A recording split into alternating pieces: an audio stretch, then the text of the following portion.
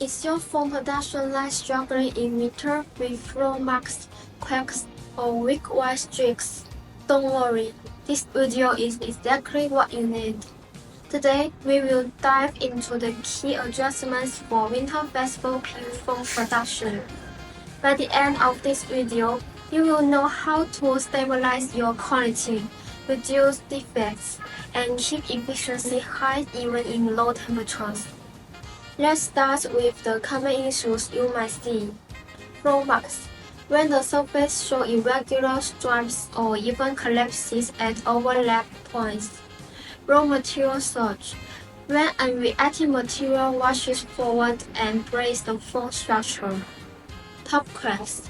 Caused by weak gel strap. Snow thin drying, which makes cutting harder and affects venting. And the jutting white streaks inside the block fragile lines that shear past easily. So how do we fix them? We need to adjust both formulation and process.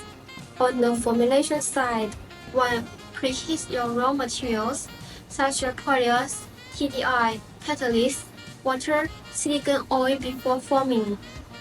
2. If stability is poor, especially with heavy phenol like calcium carbonate, try slightly increasing TDI. 3. Boost your amine catalyst to speed up the gel reaction and improve early strength. 4. Balance water and methylene chloride. Adding water rises reaction heat, speeding up curing. On the process side, 1. Always heat the foaming head to around 27 to 28 degrees. This keeps the reaction stable and avoids tilted blocks. 2. Use heating lamps or equipment in the curing tunnel to help surface drying and improve overall quality.